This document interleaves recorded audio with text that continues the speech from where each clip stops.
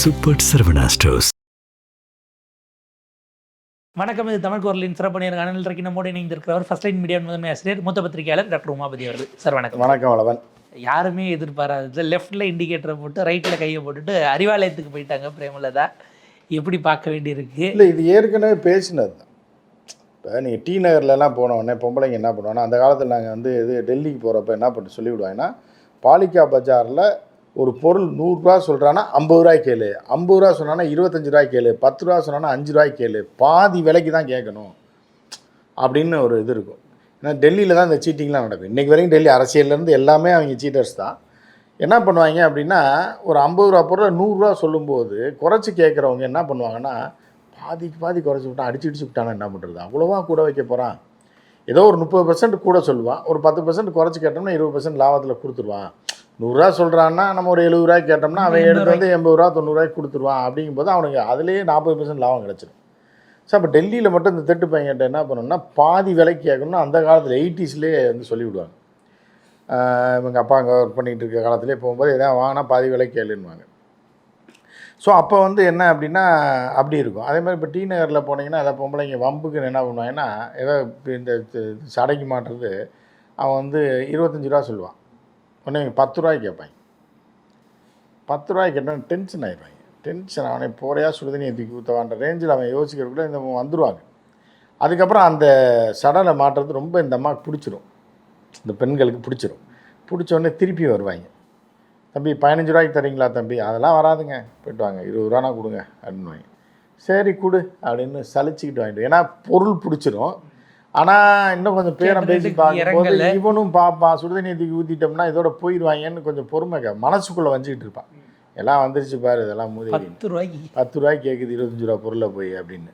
ஆனால் அவனும் நினச்சிக்குவான். ஆனால் அவனும் சத்தம் போட மாட்டான், ரொம்ப திருப்பி டார்ச்சர் பண்ணாதான். திருப்பி வந்து 15 ரூபாய்க்கு கேட்க, அப்புறம் 20 ரூபாய்க்கு பேரம்போது சரி 20 ரூபானா எடுத்துகிட்டு போகலாமா, வராதிம்மா அப்படின்றான். இந்த இதுதான் இது வந்து அடிப்படையில் பெண்களுக்கு பெருவாரியான பெண்களுக்கு உள்ள குணம் அது, ரைட்டா? அதுதானே பிரேமலதாவும் ஒரு பெண் தானே அப்படின்னும்போது முதல்ல வந்து அண்ணன்ட்ட தானே கேட்குறோன்னு சொல்லி ஸ்டாலின் அண்ணன்ட்ட 25 சீட்டு கேட்டது. 25 சீட்டு, ஒரு எம்பி சீட்டு, 25 கோடி ரூபா பணம், அப்புறம் வந்து புல்லட்டு, தொகுதி, பச்சைக்கிளி, கூலிங் கிளாஸ், இதெல்லாம் கேட்கும்போது அவரும் சொல்லியிருக்காரு, அண்ணன்ட்ட தானம்மா கேட்குறீங்க, நான் சொல்கிறேம்மா அப்படின்னு சொல்லி, கேளுங்கம்மா என்ன வேணும்னு கேளுங்க. எல்லாம் கேட்டவுடனே கடைசி அவங்க என்ன சொல்லியிருக்காங்கன்னா 5 ஷாக் ஆகி 5 எம்பி கிடையாதுன்னு, எம்பிலாம் கிடையாது, 5 ராஜ்யசபா சீட்டு. அது போக அது என்ன நினச்சுன்னா 5 ராஜ்யசபா சீட்டுன்னு நினச்சிருக்கேன் ஒரு வேலை. அப்புறம் பார்த்தோன்னே வீட்டில் போய் கதறி அழுதுருக்காப்புல, நீ மதிக்கலை, யாருமே இது பண்ணல வைக்கலை அப்படின்னு சொல்லி விஜயகாந்த் சமாதியில் போய் அழுதுருக்காப்பு. அழுது என்னங்க பண்ணுறது, நான் வந்து இவ்வளோ எதிர்பார்த்தேன், என்னை எம்பி ஆகாமல் இது பண்ண மாட்டாங்க போல், நீங்கள் தான் தெய்வமாக இருந்து என்னை காப்பாற்றணும், அவங்க மனசுக்குள்ளே பூந்துவாங்கன்னா அவர் பார்த்துருப்பார். நான் வாழ்ந்த காலத்திலே எனக்கு சூனியை வச்ச ஒரு ஆள், அது பலரும் இந்த அம்மா சொல்ல முடியாது, இப்போ போய் இது பண்ண முடியாதுன்னு அவர் விட்டார். அதுக்கப்புறம் வேறு வழி என்ன அப்படிங்கும்போது, சில பெண்கள்லாம் பார்த்திங்கன்னா கோயிலாக போவாங்க, பிள்ளை வரம் கேட்டு அதுதான் எம்ஆர்ஆரா இதெல்லாம் சொல்ல, பிள்ளை வரம் வேணும்னா புருஷனோடு நீ இருக்கணும், புருஷன்ட்ட சண்டையை போட்டு கோயிலாக போனோன்னா பிள்ளை எப்படி பிறக்கும், பிள்ளை வரம் எப்படி கிடைக்குன்ற ஒரு கதை இருக்கும், அது சொல்லுவாங்க. அந்த மாதிரி கோயிலாக அலைவாங்க சில பேர். இப்போ வெள்ளையங்கிரிக்கு சிவராத்திரிக்கு போவாங்க, அங்கே போவாங்க, தொட்டி கட்டி போடுறேன்னு வேண்டுவாங்க. அதுக்கு பதிலாக புருஷனோட ஒரு ஹனிமூன் டூர் ஒரு 10 நாள் போனாங்கன்னா அது வேறு மாதிரி இருக்கும்.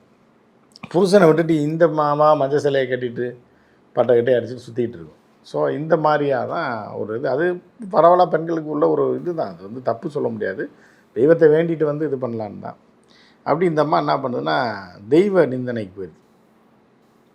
அங்கங்கே போனோடனே அப்போ பார்த்து சிவராத்திரி வருது, சரி சிவராத்திரி டான்ஸ் ப்ரோக்ராமுக்கு போவோம், அங்கே போய் தலைவனை பார்த்து பேசினோம்னா ஏதாவது ஒரு ஐடியா கொடுத்துருக்கேன், யாரோ நீங்கள் போங்க, சிவராத்திரியில் எப்படியா இருந்தாலும் டான்ஸர் பிரபுதேவா அங்கே தான் இருப்பார், அவர் எந்த நாட்டுக்கு எங்கே போனாலும் சரி சிவராத்திரி அன்னைக்கு அங்கே தான் இருப்பார், அவர் அங்கே பிடிச்சிடலாம், சிவராத்திரி வர்றது உங்களுக்கு அதிர்ஷ்டம், அங்கே போனீங்கன்னா யாரோடையா கோர்த்து விட்டுறாரு, உங்களை கோர்த்து விட்டு ஒரு கூட்டணி ஏதாவது பண்ணி ஏதாவது பேமெண்ட்டை ரெடி பண்ணி கொடுப்பாரு, ஏன்னா அவர் ரொம்ப சக்தி வாய்ந்த மனிதர் அப்படின்னோடனே இந்த அம்மா நேரம் அங்கே போயிடுச்சு. அங்கே போனவுடனே அங்கே சொல்லியிருக்காங்க இந்த மாதிரி இவங்க வராங்க பிரேமலதா, இந்தம்மா இவ்வளோ நாள் நம்மகிட்ட வரல, இப்போ எதுக்கு வருதுன்னா, இல்லை இவங்க ஆசிவான்னு சென் கூட்டு, சரி அங்கேயே குளிக்க வச்சு மாலையெல்லாம் போட்டு கூட்டுவாங்க அப்படின்னு கூப்பிட்டு வந்துருக்காங்க. மாலையை போட்டிருக்காங்க. சரி, அப்போ பார்த்த உடனே யார்கிட்ட தள்ளி விடலாம் அப்படின்னோடனே அங்கே இவங்களுக்கு ஃபோனை போட்டிருக்காங்க. அங்கே எஸ்பி வேலுமணி, எல் முருகன் எல்லாம் வந்திருக்காங்க. எல்லாம் வந்திருக்காங்க. அப்போ எல் முருகன் வந்திருக்காப்புல. சரி, பிஜேபியோட கொடுத்து விட்டு ஒரு அமௌண்ட் வாங்கி கொடுத்துடலான்னு சொல்லும்போது எல் முருகன் ஷாக் ஆகிட்டார். அந்த லேடியாக வேண்டாம், ஒத்து வராதுங்க.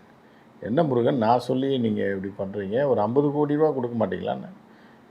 இல்லைங்க சாமி, உங்களுக்கு தெரியாது, தலைவலி ஒரு பெரிய. இப்போ நீங்கள் ஆடி சுற்றி வர்றீங்க சிவராத்திரிக்கு, ஊடால ஒரு பூனை வந்துச்சுன்னா எப்படி இருக்கும்?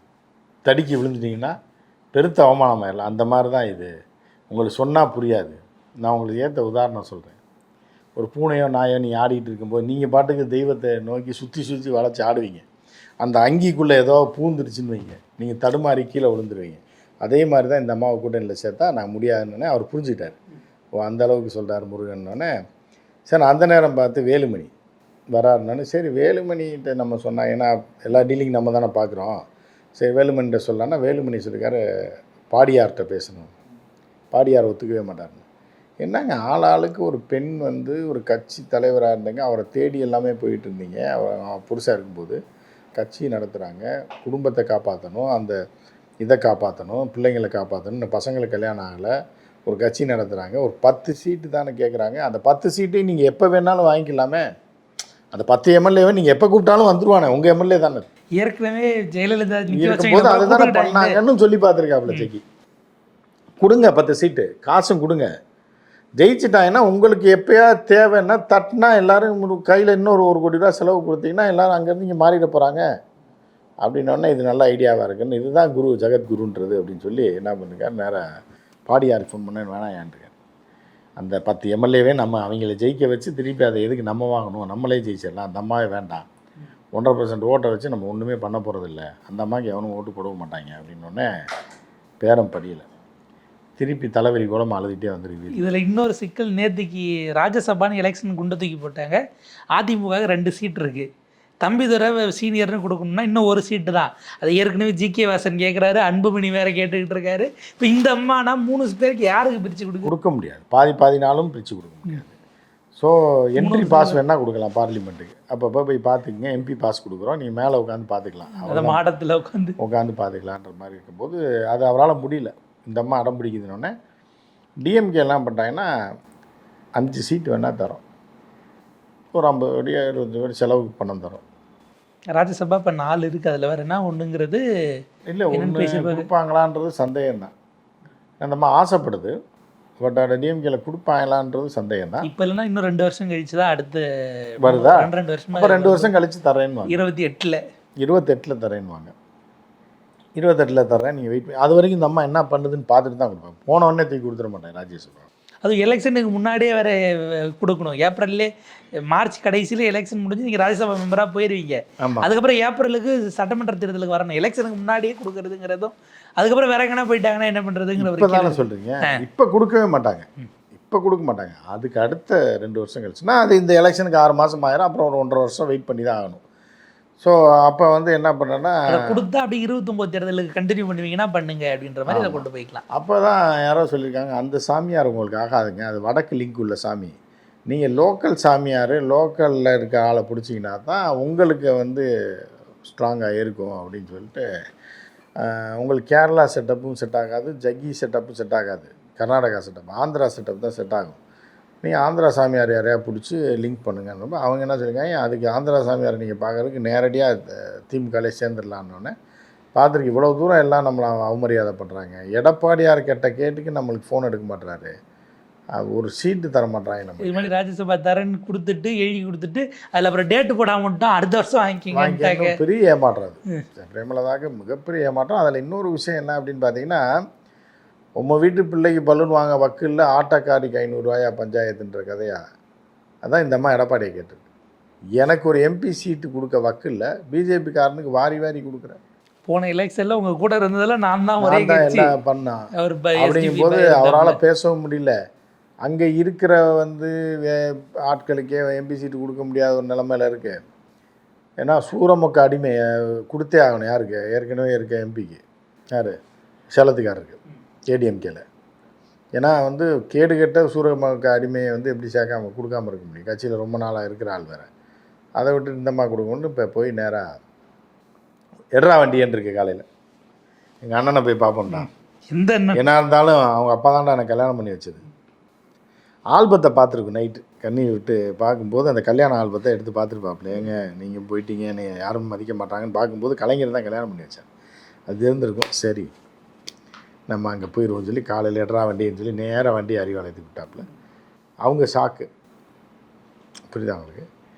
சரி சரி கொடுத்து விடுங்க, ஒரு 5 சீட்டு அப்புறம் 2 வருஷம் கழிச்சு தரேன்னு எழுதி கொடுங்க, அப்புறம் பார்த்துக்கோன்னு கொடுங்க. அந்த 2 வருஷத்துக்கு இந்த அம்மா எதுவுமே பேச முடியாது. கையை காலை கட்டி இந்த கவுண்டர் பண்ணி கையை காலை, உனக்கு என்னப்பா நீ வந்து இப்போ இவன்லாம் வச்சுருக்க, சூனியக்காரன்லாம் வச்சுருக்க, கையை காலை கட்டிட்ட, உன்னைய போய் அடிக்க கையை கட்டுவா அப்படின்ற மாதிரி இப்போ பிரேமலதா கையும் வாயும் கட்டிட்டாங்க. இப்போ 2 வருஷம் கழிச்சு எம்பி சீட்டு தரேன்னு சொல்லிட்டு இப்போ பிரேமலதா 2 வருஷத்துக்கு எதுவுமே பேச முடியாது. எங்கள் அண்ணன் ஸ்டாலின்றதை தவிர எதுவுமே பேச முடியாது. திமுக புகழ்ந்து பேசிகிட்டே இருக்கணும். விஜயை வந்து கழுவி ஊற்றணும். அதான் டாஸ்க்கு கொடுத்துருவாங்க. நீ சும்மாலாம் 5 சீட்டும் எம்பி சீட்லாம் கொடுக்க மாட்டாங்க. கழுவி ஊற்றணும் எலெக்ஷனில் விஜய். இந்த இடத்துல சார் ஸ்டாலின் அவர்கள் தேமுதிக உள்ளே சேர்த்துங்கிறது அப்போ காங்கிரஸ்க்கு ஒரு நெருக்கடியாக புதிய கட்சிகள்லாம் வந்திருக்கு, எக்ஸ்ட்ரா சீட்லாம் இல்லை, அதே 25 தான். அப்புறம் அவங்களுக்கு என்ன கூட எப்படி கொடுப்பாங்க? அதே டி நகர் வியாபாரம் தான். வாங்கினா வாங்க, இல்லைன்னா போன்றுவாங்க, திருப்பி வருவாங்க. சரி பரவாயில்ல கொடுங்க, அந்த மாதிரி தான் கதை. 25 இல்லைன்னா விஜய் கூட போயிட்டு நீங்கள் 100 200 கூட இல்லை, தனியாக நெல்லுங்க, 200 நெல்லுங்க, இல்லை விஜயோட சேர்ந்து 150 சீட் வாங்கி நில்லுங்க, எப்படி வேணாலும் நில்லுங்க, ஒன்றும் பிரச்சனை இல்லைன்னு இப்போ அந்த நிலைமைக்கு டிஎம்கே. ஏன்னா அதே 15% தான் 1.5% தான் இருக்குது, கூட ஒரு 0.5% இருக்குது காங்கிரஸுக்கு. அகில இந்திய கட்சின்னு ஒரு பிராண்ட் இருக்கு. அவ்வளோ. திமுகவை தொடர்ந்து நெருக்கடி கொடுத்து கொண்டிருந்த மாணிக்கம் தாகூர் அவருக்கு எலெக்ஷனில் நெருக்கடி கொடுத்த விஜய பிரபாகரனை உள்ளே சேர்க்குறீங்கன்னா இப்போ அடுத்த 29 தேர்தலில் நின்னா விஜய பிரபாகரனுக்கு விருதுநகர்னா தாகூருக்கு இல்லைன்னு ஒரு அர்த்தமும் அதில் வருது இல்லை? அதில் அப்படி எதுவும் தாக்கூர் மான வெக்க ரோசர் தான் நிற்க மாட்டாங்க. அவரே அது மாதிரிலாம் அவரே சொல்லியிருக்காப்புல. ஆனால் அது சொல்கிறது பலரும் செஞ்சது கிடையாது. ஆனால் அப்படி ஒரு மான வெக்க ரோசர் இருந்தாருன்னா நிற்க மாட்டாங்க. அப்போ கடைசி நேரத்தில் எப்படி சொல்லலாம், நான் வந்து விருதுநகரில் நிற்க மாட்டேன்னு தான் சொன்னேன், எம்பிக்கு நிற்க மாட்டேன்னு சொல்லி மீண்டும் எம்பிக்கு நான் போட்டியிட மாட்டேன்னு சொன்னது விருதுநகரில். இப்போ அருப்புக்கோட்டை தொகுதியில் நிற்பேன்னு சொல்லி சொல்கிறதுக்கு வாய்ப்பு இருக்குது. ஏன்னா அந்தளவுக்குலாம் யோக்கியங்கள்லாம் ராசம்பத்திக்கு ஒழிச்சு வைன்றாங்க. இல்லை அவங்க வேணால் வேறு அகில இந்திய கட்சியாச்சு, மகாராஷ்டிரா மத்திய பிரதேசத்தில் கூட போய் ராஜ்யசபா நிற்க முடியும், அங்கே அடிச்சு விட்டுருவாங்க ராஜ்யசபா. அதே எப்படி அங்கே எப்படி கொடுவாங்க லூசா, மகாராஷ்டிராலாம் மண்ணின் மைந்தன் சொல்லி துரத்தி விட்டுருவாங்க. அந்த மாதிரி தான் இருக்குது.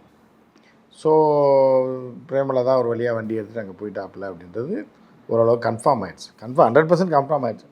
இன்னும் காங்கிரஸும் வந்து வண்டி கிளம்புறதுக்குள்ளே ஏறலைன்னு வைங்க, விட்டுட்டு போயிரு, வேறு வண்டி தான்.